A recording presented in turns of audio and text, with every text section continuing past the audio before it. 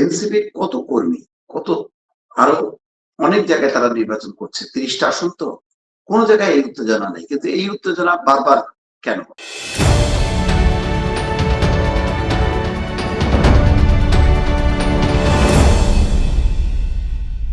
নাসিরুদ্দিন পাটোয়ারির ব্যাপারে আমি খুবই অবাক হলাম আজকে যে কয়েকটা জায়গায় এমন সব কথাবার্তা নাসিরুদ্দিন পাটোয়ারি বলছে যেটা অকল্পনীয়, চিন্তাই করা যায় না যে এই কথাগুলো কেউ বলতে পারে। বিদেশিদের কাছে যেভাবে গ্যাংস্টার, মাফিয়া লিডার মির্জা আব্বাসকে লক্ষ্য করে বলছেন যে তার প্রতিদ্বন্দ্বীকে আহ, আহ, তাকে যেভাবে পরিচয় করায় দিচ্ছে, এটা একেবারেই অনুচিত। এটা শুরু থেকেই নির্বাচনের এই পরিবেশ কে নষ্ট করছে এটা যদি বলা হয়, তাহলে দেখা যাবে যে অধিকাংশ ক্ষেত্রে কিন্তু ইয়ের একটা আসবে, মানে নাসিরুদ্দিন পাটোয়ারির নামটাই আসবে যে সে পরিবেশটা নষ্ট করছে।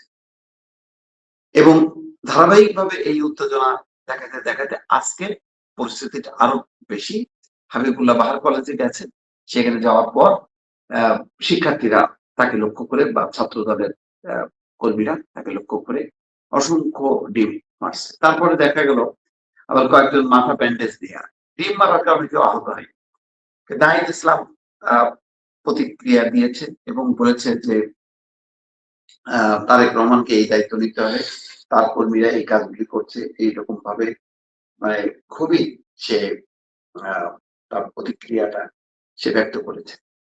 এবং আহ, বলা হচ্ছে যে যদি এটা এই বিএনপি সেই বিএনপি না, এটা বেগম জিয়ার বিএনপি না বা জিয়াউর রহমানের বিএনপি না, এটা তারেক রহমানের বিএনপি, এবং তারেক রহমান যদি নির্দেশ না থামায় তাহলে তারা ব্যবস্থা নেবে, মানে হুমকি ধামকি দেওয়া হচ্ছে।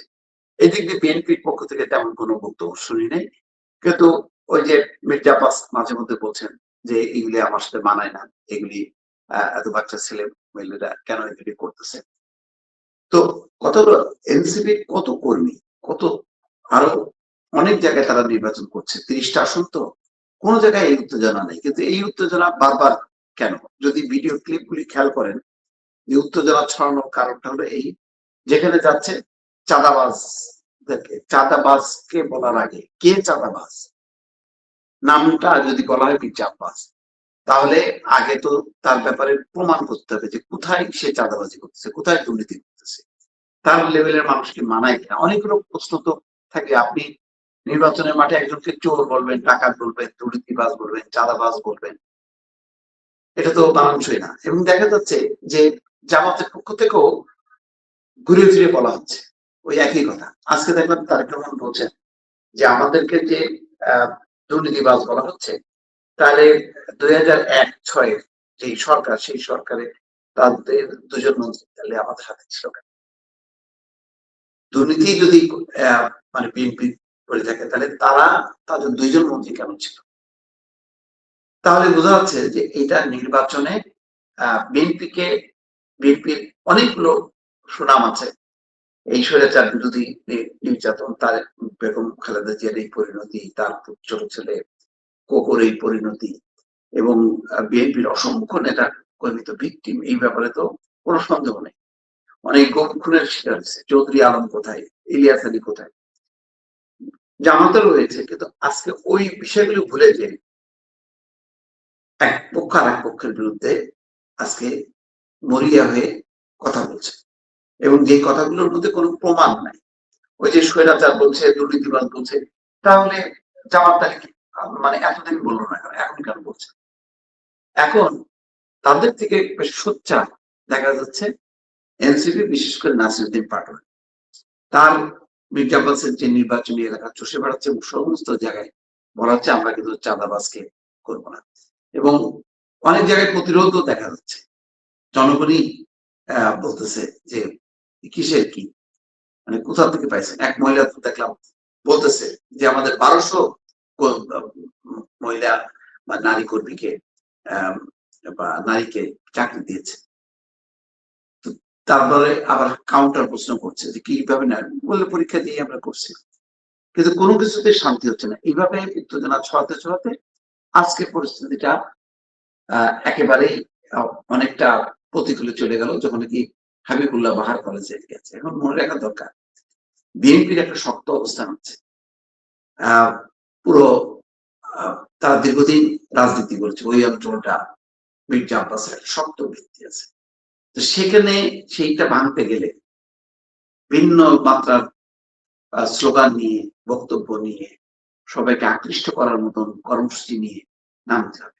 যদি আমি পাল্টা একটা ফনা তুলে যদি আমি আগে থেকে ঝগড়া করতে বসি, তাহলে পরিবেশটা ভালো হবে না। এবং সব পর্যায়ে তো আর এটা নিয়ন্ত্রণ করা সম্ভব না, নেতা কর্মীরা উত্তেজিত।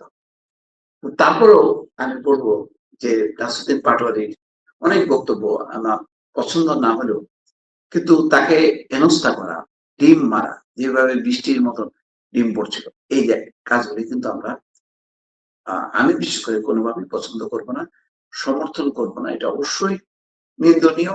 এটা যদি চলতে থাকে তাহলে দুর্বল যারা প্রার্থী তারা কিন্তু মাঠ ছেড়ে দেবে, এবং প্রত্যেকটা প্রার্থীর সমান মর্যাদা অধিকার নিশ্চিত করতে হবে। আমি বললাম যেটা আমি উস্কানিমূলক বক্তব্য, নাসিরুদ্দিন পাটোয়ারির উস্কানিমূলক বক্তব্যের আমি নিন্দা করছি, প্রতিবাদ করছি, কিন্তু তাই বলে তার উপরে আঘাত আনা হবে, ডিম ছোড়া হবে, নোংরা পানি ফেলা হবে, এটা কিন্তু সমর্থনযোগ্য না। সুতরাং এই পর্যায়ে যেখানে আর 2 সপ্তাহ বাকি নেই নির্বাচনের, এই সময় নির্বাচনী পরিবেশটা বজায় রাখতে হবে। এখন মনে রাখা দরকার যে বিএনপি, এনসিপি, জামাত প্রত্যেকেরই কিন্তু স্বৈরাচার বিরোধী আন্দোলনের ভূমিকা আছে।